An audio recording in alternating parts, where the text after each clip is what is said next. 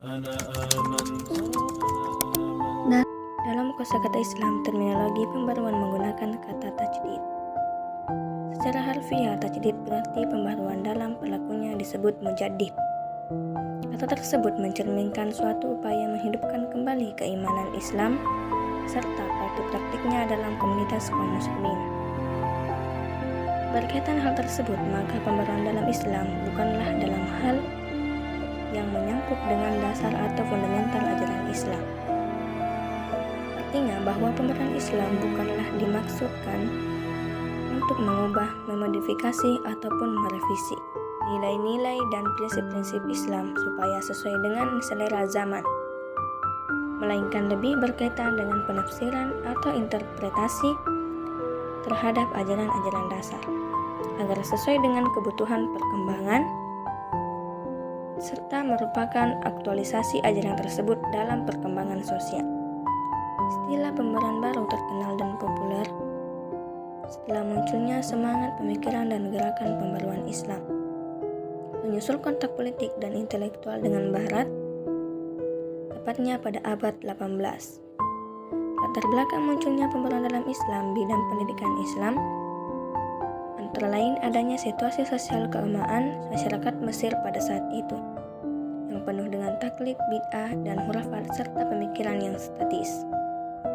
Seperti halnya Al-Afghani dan Muhammad Abduh, yang melihat bahwa salah satu penyebab keterbelakangan umat Islam yang amat memprihatinkan adalah hilangnya tradisi intelektual yang pada intinya ialah kebebasan berpikir.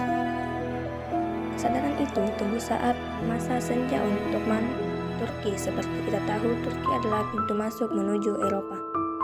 Dengan demikian, merekalah yang paling tahu tentang perkembangan yang tengah berlangsung di Eropa.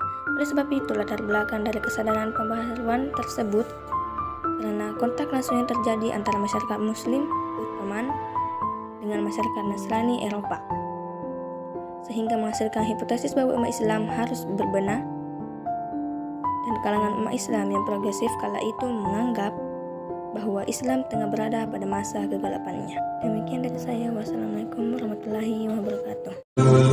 Muhammad Abduh adalah tokoh pembaharu Islam dari negara Mesir. Beliau lahir di Mesir pada tahun 1849 Masehi dari seorang ayah yang bernama Abduh bin Hasan Hairullah. Muhammad Abduh dikenal sebagai sosok yang sangat berpegang teguh kepada ilmu dan agama. Adapun ide-ide pembaharuan Muhammad Abduh, yang pertama yaitu karena faktor kemunduran umat Islam adalah adanya sifat jumud. Sifat jumud di tubuh umat Islam. Jumud itu keadaan membeku atau statis sehingga umat tidak mau menerima perubahan dan tidak mau melakukan perubahan. Yang kedua yaitu pada bidang masalah ijtihad. Berangkat dari fakta bahwa ibadah dan muamalah ini terdapat dalam Al-Quran dan hadis, dijelaskan secara tegas dan terperinci. Akan tapi ajaran mengenai hidup dan tentang kemasyarakatan ini tidak terdapat dalam Al-Quran.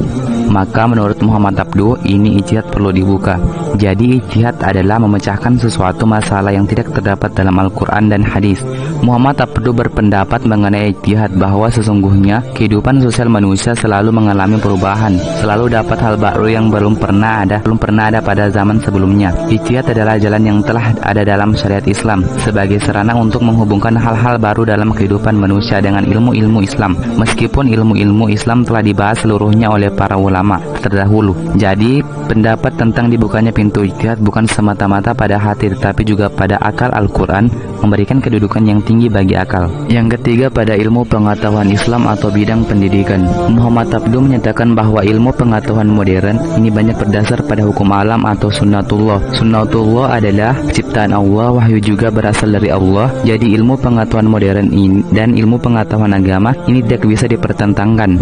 Islam mesti sesuai dengan ilmu pengetahuan modern dan modern mesti sesuai dengan Islam. Bagaimana zaman keemasan Islam yang melindungi ilmu pengetahuan? Maka dengan penuh semangat Muhammad Abduh menyuarakan penggalian sains dan penanaman semangat ilmiah barat. Maka Muhammad Abduh kemudian berupaya untuk memperbarui pendidikan pelajaran modern. Yang keempat yaitu pada bidang keluarga dan wanita. Menurut Muhammad Abduh bahwa pondasi masyarakat ini berasal dari keluarga. Jadi apabila lingkungan keluarga ini tidak sehat dan tidak berfungsi bagi perkembangan individu atau orang-orang yang ada di dalamnya, maka pondasi masyarakat ini akan runtuh.